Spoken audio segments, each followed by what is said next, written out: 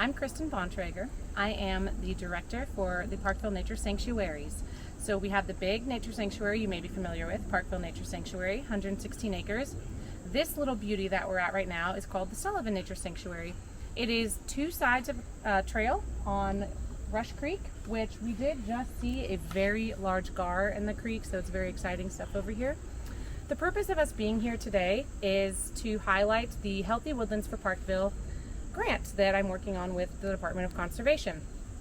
So if you look in the distance, you might be able to see our woolly friends, our sheep, who are helping me clear out the understory and get it prepared for more native plantings out here. Part of trail maintenance is making sure that it is safe for humans, and that also includes any of our soft trees, fast growing, or something like this type of tree. We have to make sure that these are out of the way of the trails and that there is no danger on the trails of fallen trees. So a big part that we're doing right now is thinning out some of the trees that are growing really close together or have damage on the trunk that are being identified as dangerous trees. So you might think, why would you remove a tree? Well, like I just said, you want to keep them off the trail, you want to keep people safe, and also maintain conservation area. This area of Sullivan is a conservation easement, so that is what we are working for right now. A large part of the reason that I wanted to write a grant for Healthy Woodlands for Parkville was due to the massive amount of invasive species that were hard to see from the trail. Being out here on the overlook over Rush Creek, I noticed this huge infestation of Japanese hops, a notoriously difficult invasive species to get rid of.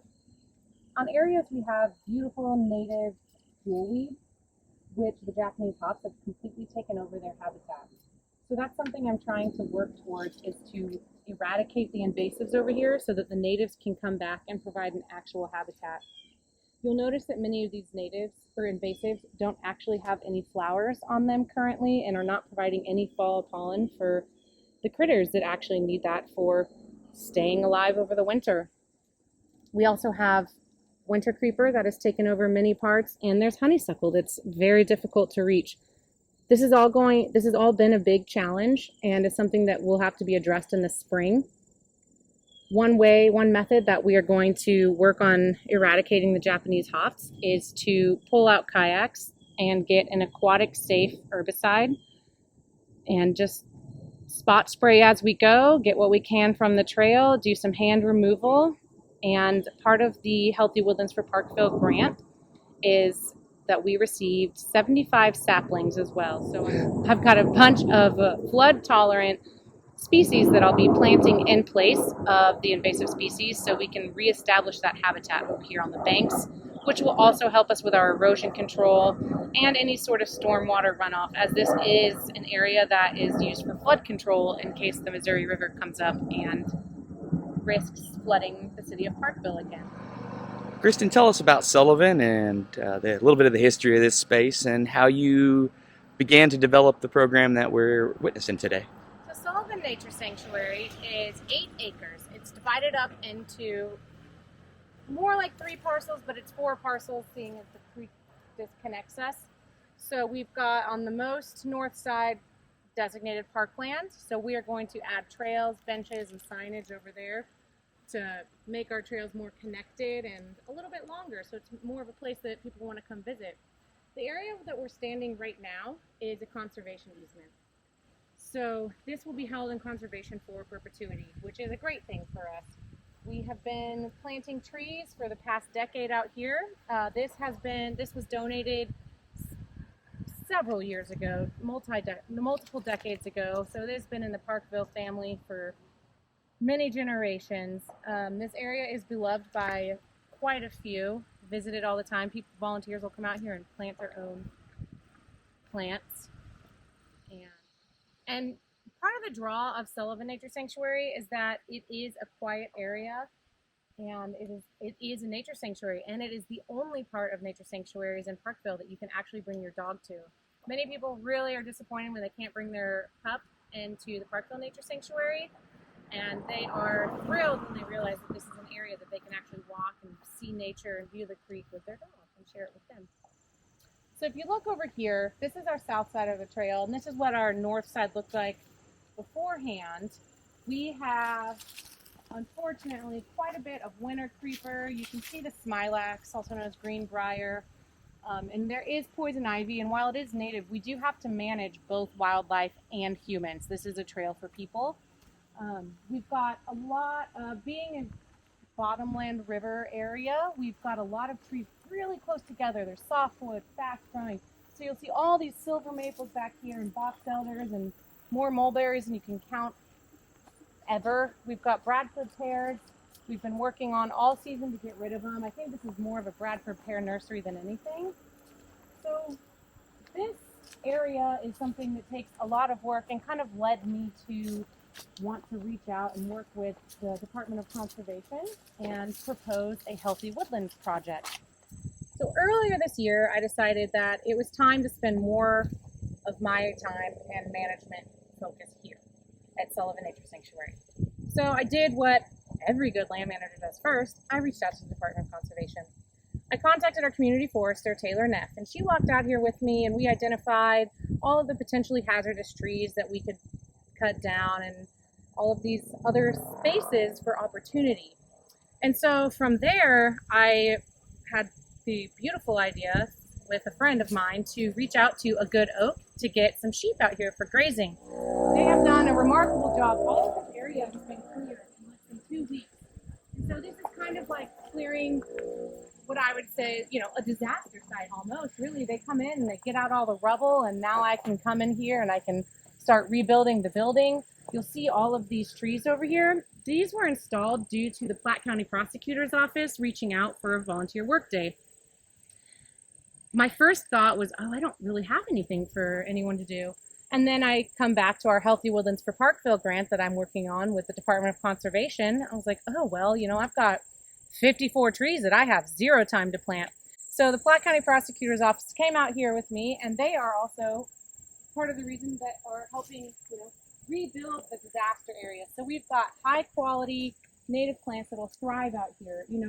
Trees that you don't want to see in certain areas like redbud, you do want to see out here in these river bottoms.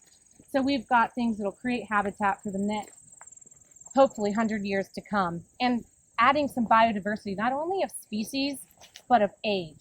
So you can see these really big, tall trees.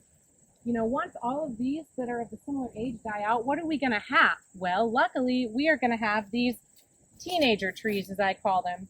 And then once their time comes, then here come the baby trees. So we've got this beautiful opportunity of, age biodiversity as well to keep this area not only habitat healthy, but age healthy. And there's a plethora of species. So we've got undergrowth, we've got shady, we've got sunny, we've got riverbank species, elderberries, buttonbush, hazelnut, pecan, things to feed the animals. This is an example of restoration, like Kristen was talking about, so how farming and ecological restoration can come together. It's a very natural fit. So what she was talking about with the trees, a lot of people don't think about this, but there is what we call succession in any living system. So what we call weeds, a lot of the time, are the colonizers that come in when the soil is disturbed. So your garden's always full of them because you're always disturbing the soil. So those are the plants that are trying to fix what you've damaged when you damage the soil. If you stand back and wait for a couple hundred years, that'll eventually turn into an oak forest, right?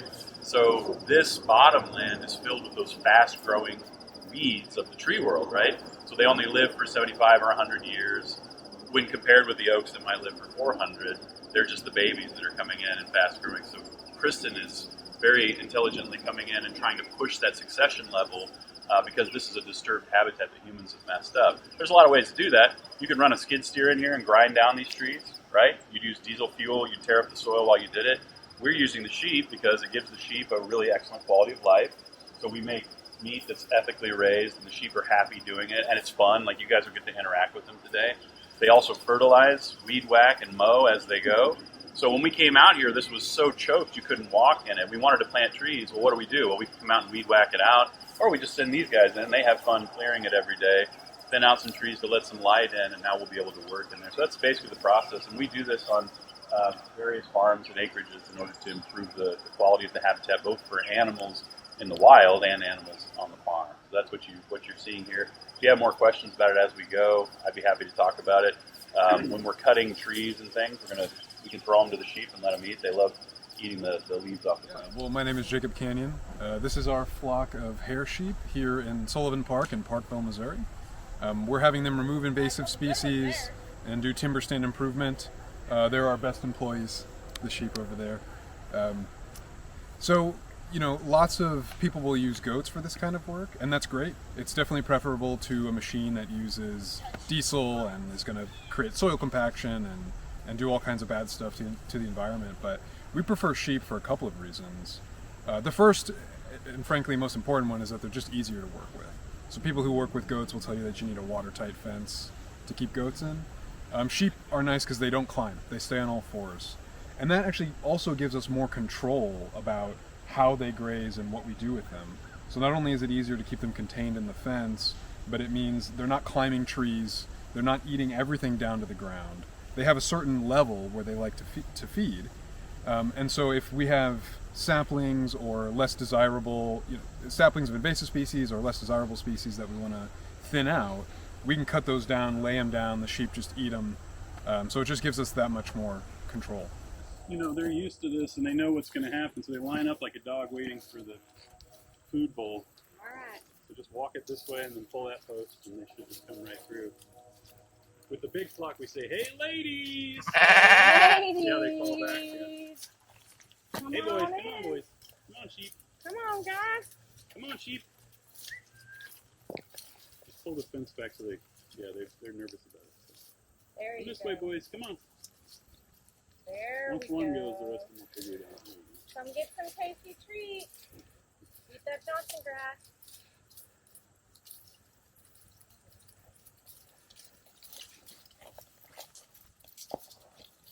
Come on, boys! Go! Come over here. This way. Come here. They're like, can you pull down this? Border collie. Should have brought back this. Badger. Badger. Come on, boys! Come on, sheep! Come over. Come on! Follow the boss man. There we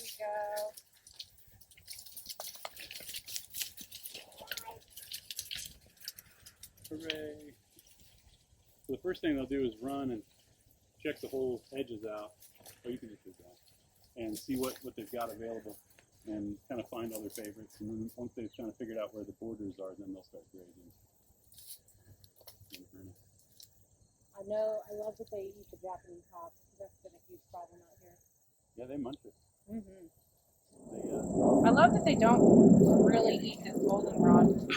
Yeah, it's cool. A lot of the wildflowers they'll actually eat. You can see they've eaten all the leaves off the stem all the way up. See, they nibble it, but they leave the flower head on top, and so the flower head still blooms and goes to seed. They don't do that with everything. They will eat, like for example, the asters, but like you can see here too on the snake root, they've eaten some of the leaves off of it. They've left the seed head, and they do that with ironweed. They do it with a bunch of natives that they'll just kind of nibble on, but they don't eat the top. Would goats do that? I don't know. Maybe not. And also, if you leave the sheep in long enough and they're hungry enough, they'll probably eat it too. Okay. But what they do is they'll eat their favorite things first. And so, what you want with a conservation grazing is you want to focus them on invasive species areas, and then also you want a light pass on stuff that's good. So this is exactly what I want to see. Like they're nibbling on that goldenrod, stimulating it, doing good things for it, pooping next to it, but leaving the seed head. So yeah. Perfect spot for those seeds to spread. Yeah, exactly. And now there's open space. Yeah. So out here today, we're demonstrating not only that the sheep can graze down to clear the space for us to work in, help us remove invasive species, but also we're going in and doing the second stage, which is restoration, adding more species diversity to the understory. So some of these larger trees that are going to come in and take over succession, like these oaks, and then some of the understory trees like the hazelnut here, which is obviously food for people, but it's also food for wildlife. So the sheep have cleared the understory so we can get in and do the work. We've selected certain trees for removal, and then we've replaced it with a diversity of woody plants that are going to come in and fill out this woodland and make it much more of a successful restoration project. So it's really, really exciting. Plus, we've got all these volunteers out here helping. It's so fun. A key piece of this project was our ability to secure 54 3-gallon native trees from the Forest Relief of Missouri, an organization that has been planting trees and enriching communities across our state for over 30 years, distributing nearly 250,000 trees. These trees were selected from seedlings grown by the Department of Conservation, chosen specifically for their high ecological value in Missouri hardwood forests, just like we have here at Sullivan Nature Sanctuary. Donations and volunteer contributions from Spire made this delivery possible to Swope Park in Kansas City, Missouri, just 3 days before the workday that was scheduled with the support of our entire Parkville Parks Department and city and county leadership. The workday was made possible by the amazing volunteers of the We Care program from the Platte County Prosecutor's Office. Nearly 20 volunteers showed up to dig and install trees, sedges, and grass seedlings, and to apply mulch to the newly planted trees to help protect their roots and retain their moistures. In order to make sure the volunteers planted these donated trees correctly to ensure their long-term health, we had the joy of having a great hands-on tree planting education session from our community forester with the Missouri Department of Conservation, Taylor Neff. Someone can be digging a hole, which we want wider than we want deep. We don't want to like take it out of the pot and stick it in another pot that's the same size. We want to give the roots some wiggle room so they'll want to go hang out with the fungi and all their other friends. So I recommend while someone's digging, you can pull this guy out and you can already see a lot of these are super loose, which is great, fine with me. Younger trees do better anyhow. Yeah, so this one we're not going to see a lot, but really what you want to do is kind of just pull back the soil and look for like the first root, essentially. And you want that just at or just above grade. It can always like settle down like lower, right? But we're not going to pull it back up. So it's best case if we're putting it above the soil line or just at the soil line. Yeah, and then a lot of times when the roots come out, they'll hit the side of the pot and then they'll start to circle around. So if that is the case, then you can try to like tease them out a little bit. We don't have hand pruners today, but the roots aren't that big. But it's important for stability. So like a joystick when you used to play like video games, you know, like if we're not going to attend to the roots and they're in a wad, then our trees aren't going to be as stable. So. I'm Eric Zahn. I'm the Platte County Prosecuting Attorney. We're so happy to be out here as our office. This is our We Care team. Once a quarter, we go out somewhere in the Platte County community and volunteer our services. Today, we're at Sullivan Nature Sanctuary having a great time planting trees that we hope will be here for generations to come, improving this wonderful nature sanctuary that's just such an asset to our Platte County community. So we're happy to help out. It's great for us too. It's good for prosecutors to get to know their community. I believe we're better lawyers for the people of Platte County the more we know about Platte County. We've learned so much today. We're happy to be here.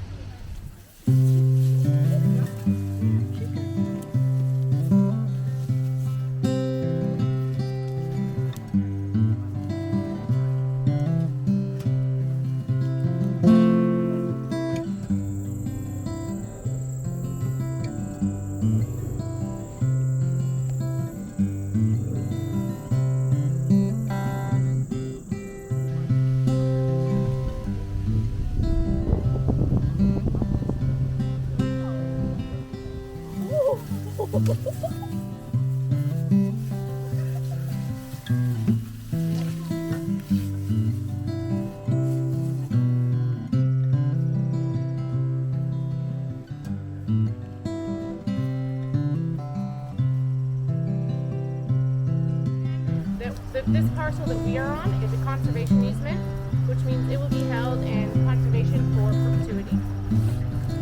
So I have been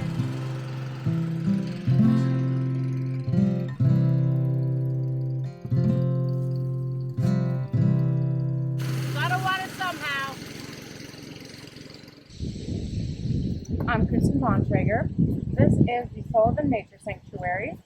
We sit right along Rush Creek, which is a flood abatement area for the Missouri River, to keep Parkville safe and happy in case there's ever a flood. The areas that I'm working right now is a highly eroded, very silty, full of sun slope. So we are installing some high quality native prairie grasses such as prairie cordgrass and switchgrass. These grasses have really long roots and will grow into the soil and hold it in place and keep the soil from further eroding and making a really beautiful habitat over here. It'll be gorgeous to look at. We also have some erosion control shrubs, and also they're beautiful. So we've got aromatic sumac and 9 bark over here. Those are going to do the same thing, but they're going to provide a little more structure while we wait for the native grasses to grow in and take root. This area, like I said, is real silty, so it means the soil just sloughs right off. When these guys get established, they are going to grow roots every which way, and they're going to kind of act as a glove and a hand and keep the soil in place, which is what our goal is. And that's going to keep more stormwater and more runoff from getting into the creek. It's going to keep any sort of soil and debris from running off into the creek. It's going to keep it in place and keep this area a lot more healthy and happy habitat. So you'll notice these log piles throughout Sullivan. The folks at Good Oak, Dan and Jacob, had the glorious idea to inoculate them with mushrooms. So wild mushrooms like lion's mane and oysters. They will decompose this, add mycorrhizae and all of the good nutrients into the soil that this area so desperately needs to add connectivity underground that we don't think of. So not only is this going to add food for the roots in the soil, but it is going to be food for humans. So for as long as we have these logs and these mushrooms around, we'll be able to harvest them. These trees that we were able to plant with our volunteers will be food for the wildlife, hopefully forever. Some of them can be food for us too, like these elderberries over here. And since we've been here last, we have gotten approved for our grant through the Department of Conservation. So we will tackle a few things once we receive that grant. We're going to get tree protectors installed on all of the bases of our trees and our shrubs to help keep any type of damage and even cold damage from the harsh winter we're hoping that we have. We don't want our volunteer efforts to go to waste from our amazing collaborative partnerships between a Good Oak, the Platte County Prosecutor's Office, obviously Deep Roots, and the Department of Conservation. So we're doing protective measures like watering every day, even though it's the fall, and getting tree protectors on all of these. Come spring, we'll go ahead and put water bags on all of them. So we will continue to water, but we will have our water bags just to make sure that everything is healthy and that we get 100% survival rate, I'm hoping. Another benefit of the partnership with Missouri Department of Conservation and our grant that we got for Healthy Woodlands for Parkville is that we will be able to utilize this grant to help us remove some of these trees like this. As you can see, this has a hollow inner. It looks like bugs have come and made this their home. So we're going to drop trees like this that have been deemed dangerous or necessary to remove. There's no immediate danger here, but as the years go on and if we get a really wet winter, this will not be a tree that anyone will want to see while they're walking on the trails. So that's a really great part of the grant that we have the opportunity to do. So not only is this mulch mountain a lot of fun for myself and my dog, but it was donated to us from another one of our partners, Urban Tree Specialists. They came in the day of, and as they are arborists and they remove trees, this is actually their waste product. So it's kind of a nice equilibrium of convenience for all of us. They get to leave their mulch piles here, and we get to use them to chew on for toys and mulch around our trees.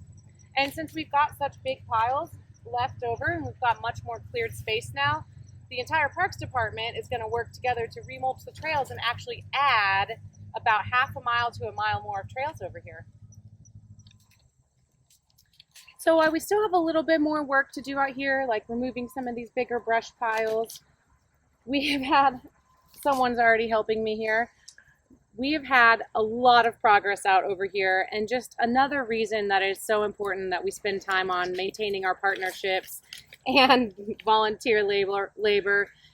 54 trees is a lot of trees to get put in the ground, and let alone the correct way. And that wouldn't have happened without the Department of Conservation and a Good Oak and Deep Roots. So I have so much gratitude for all of our partners and the amount of work that the Platte County prosecutors did. I made them do all the physical labor.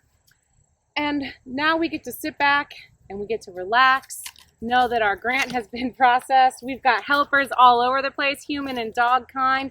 And we get to know that we're making our trails good and safe, not only for now, but also for the future, for people, for wildlife, for our domesticated critters. These are going to be an area that people are going to be drawn to and want to come visit, and we're very excited for that.